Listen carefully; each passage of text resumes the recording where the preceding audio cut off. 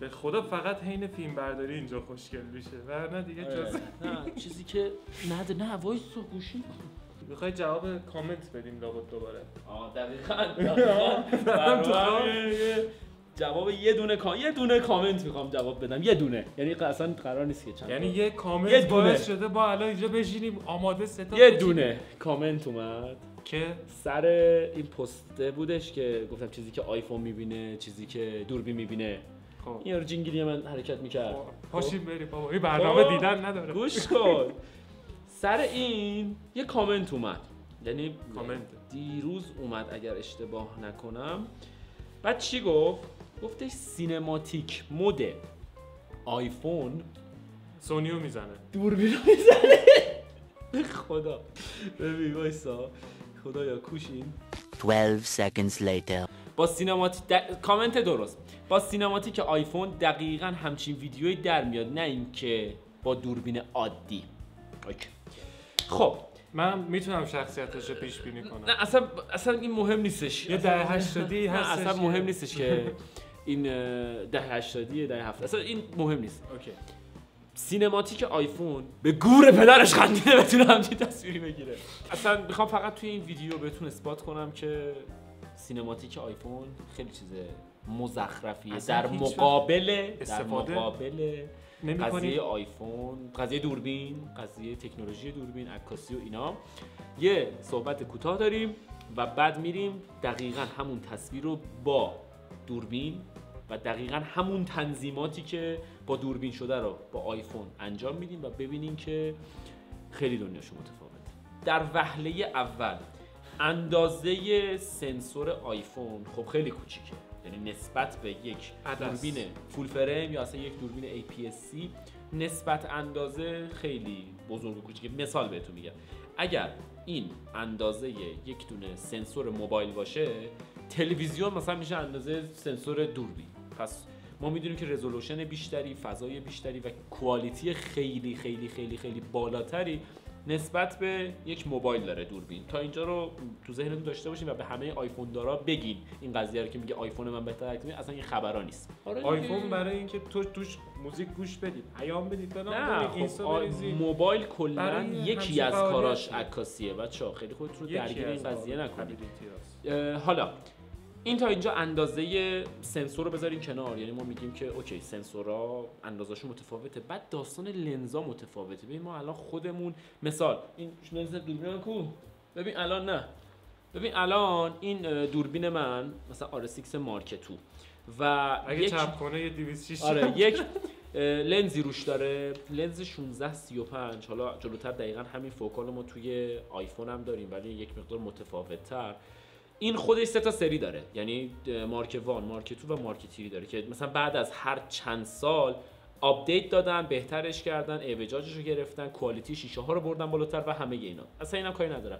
بعد شما اندازه یک لنز رو، خب اندازه لنز موبایل رو که اصلا تو قطرش رو نمیتونی پیدا کنی، خب بیای مقایسه کنی مثلا با یه دونه دوربین و فقط اندازه‌ای که الان این لنز داره یک وجبه مثال و این اندازه شاید 1 میلیمتره، یعنی قطری که خود این لنز داره. پس از لحاظ کوالیتی لنز هم بخوای حساب کنی هیچ آیفونی نمیتونه در مقابل یک دوربین برابری کنه و مبارزه کنه. 100% اعلام جنگ کنه، مثلا اعلام وجود کنه، حتی اعلام حضور کنه. آره.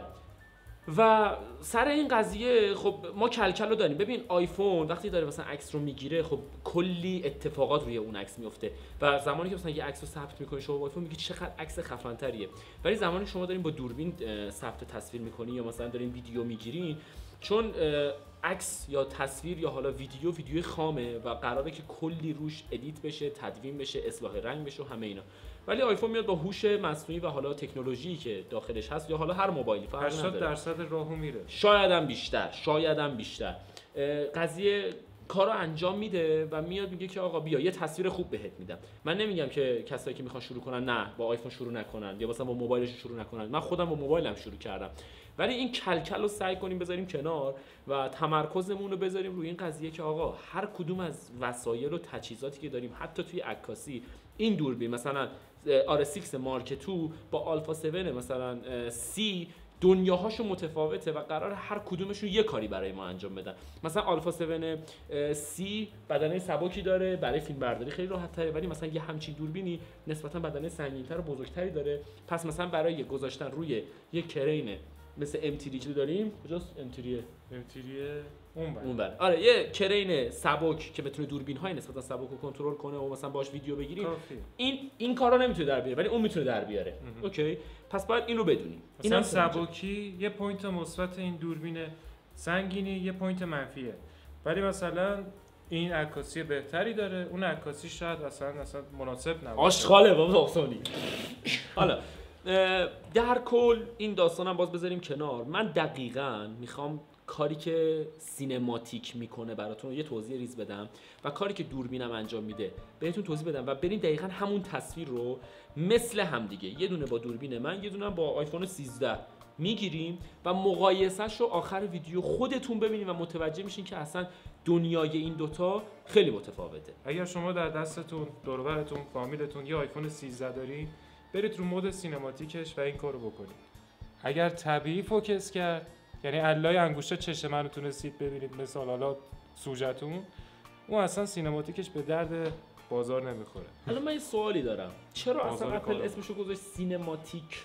یعنی تصویر سینمایی بهت میده. فحاشی کرده. ببین تصویر سینمایی بهت نمیده. داستان سینماتیک به این شکلی که میاد سوژه رو انتخاب میکنه بر اساس هوشی که داره، بر اساس تکنولوژی که داره. سی پی یو سینماتیکش میکنه. آره دیگه، میاد اون سوژه رو انتخاب میکنه، یعنی حالا شما هر چیزی رو بگیرین بزنین روش، سوژه انتخاب میشه و هر چیزی که دور و برش باشه، بک‌گراندش باشه، کنارش باشه، حتی اونا رو تار میکنه. پس یعنی ما چیزی به اسم سینمایی، تصویر سینمایی نداریم. ما باگ هم داره. اون چه 100%؟ یعنی اصلا موهات تشخیص میده، مثلا این همینی که الان محمد جان نشون بچه بده، اینو امکان داره تشخیص نده. این قضیه هست و میخوام بهتون بگم که این اتفاق، این تار شدن بک‌گراند یا فلو شدن صحنه‌تون داره به صورت نرم افزاری اتفاق میفته توی آیفون، ولی توی دوربین ها و لنز ها چون تاثیر لنز، این که مثلا تصویرتون بک‌گراندش تار میشه، تاثیر لنز و دیافراگم، حالا آموزش دیافراگم من کامل گذاشتم، بچه‌ها میتونن ببینن، آموزش دیافراگم گذاشتم، اینم ببینین.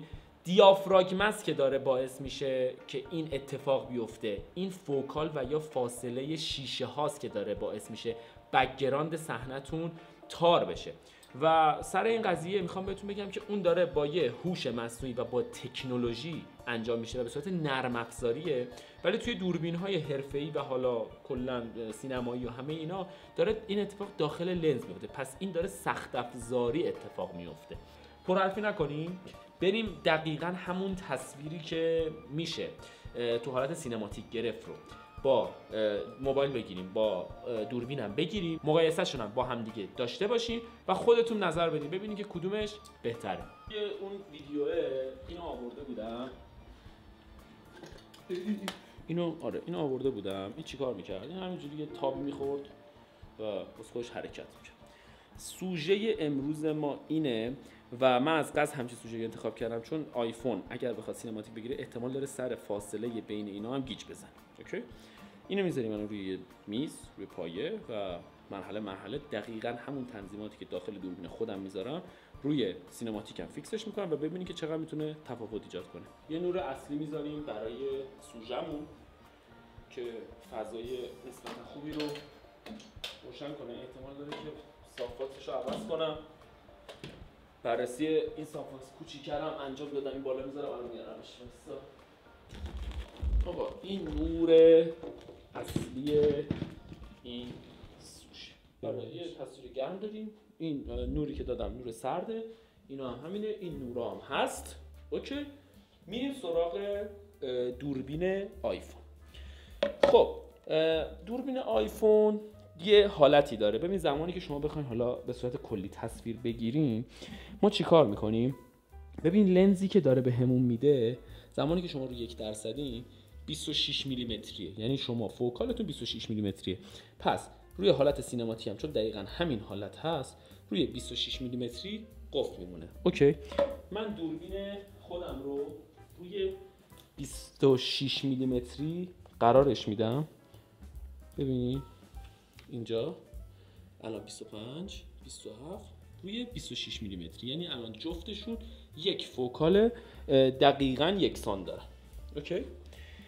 بعد توی سینماتیک ما یه گزینه داریم به اسم F یا همون دیافراگم در واقع غیر حقیقی، چون بر اساس تکنولوژیه.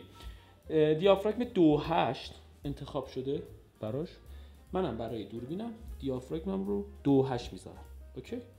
فیلم برداری که برای این اتفاق میفته چیه؟ ببین الان فیلمی که ضبط میشه رو ببینیم، اطلاعاتی که بهمون میده روی 1080 یعنی داره به صورت فول اچ دی ضبط میکنه. پس منم دقیقاً همون تنظیم رو به صورت فول اچ دی روی دوربینم قرارش میدم. و چون سینماتیک 30 فریم بر ثانیه است، منم دقیقاً دوربینم روی 30 فریم بر ثانیه میذارم و تنظیماتمو انجام میدم. من کلوینا رو هم نزدیک به هم میکنم، چون کلوینش قابل تغییر نیست توی آیفون ولی تو دوربین میتونیم اوکیش کنیم.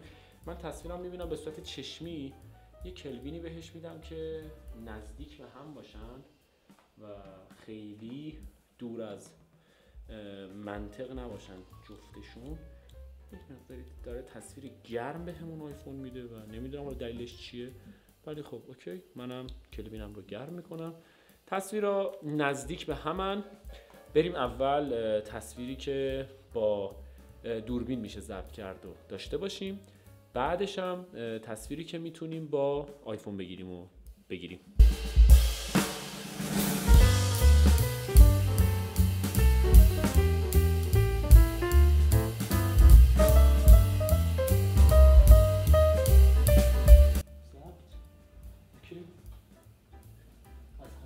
میکنم تصویر هم داره ضبط میشه با دوربین در حد 15 ثانیه کفایت میکنه. روی پایه داره ضبط میکنه. مرسی. روی پایه قرارش میدم. اوکی. خب ما دقیقاً یه تصویری میخوایم. اینو اینجا نشون بده. ما اینجا ما یه تصویری میخوایم دقیقاً به این کادر، و برای اینکه این کادر رو دریابیم باید یه مقداری جابجا شد. خب تصویری که الان هست یه همچین تصویریه. اوکی. میبینیم که این تصویر نزدیکترین تصویر به اینه و فقط کافیه که الان فوکسینگمون رو بزنیم و تصویر رو بگیریم. خب ما دیگه الان دوربین رو نیاز نداریم و من نمیدونم. ببین الان همینجا ببین ما باگ داریم که من الان این بخش رو انتخاب کنم نه واقعا این بخش رو انتخاب کنم یا این بخش رو. آقایی که کامنت میذاری، نه آقای خانم دوستم، من الان کجا رو انتخاب کنم که سینماتیک شما کار کنه؟ من الان سعی میکنم که اون بخشی که بیشترین جا رو سلکت میکنه رو انتخاب کنم که این بخشه و حرکتش بدم و ضبط رو برم. بیمه دقیقاً همون حرکت.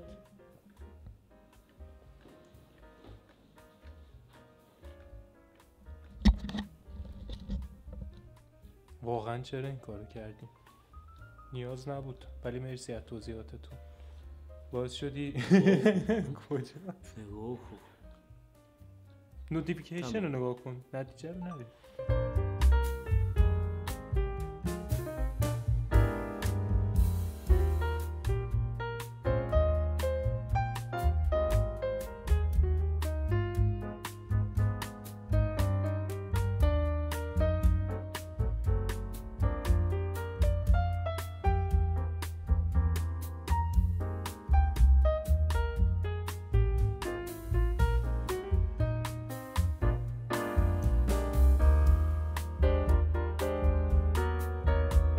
دمتون گرم که تا آخر ویدیو همراه من بودی. امیدوارم کلکل بین آیفون و دوربین دارا رو حل کرده باشم. ولی کلکل بین سونی دارا و کنون دارا هنوز تموم نشده. اون تموم نمیشه، اون واسه برندینگه. اینم حالا بعداً راجبش میپردازیم، یه ویدیو کامل در میاریم از توش.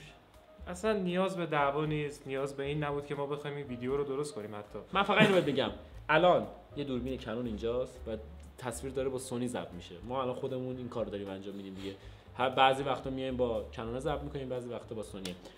یه چیزی من قبل خداحافظی بهتون بگم، انقدر طول میکشه، نگاه کنید شما عرض اینو در نظر بگیر، انقدر طول میکشه تا یه تصویر گرفته بشه. اما تو این چقدر طول میکشه؟ همین مقداری که شما دارین توی عرض. تازه با قاب لنزم مثلا داره، سنسورم داره، تو این یه ذره چپون. بیا بریم خداحافظی کنیم. خداحافظ.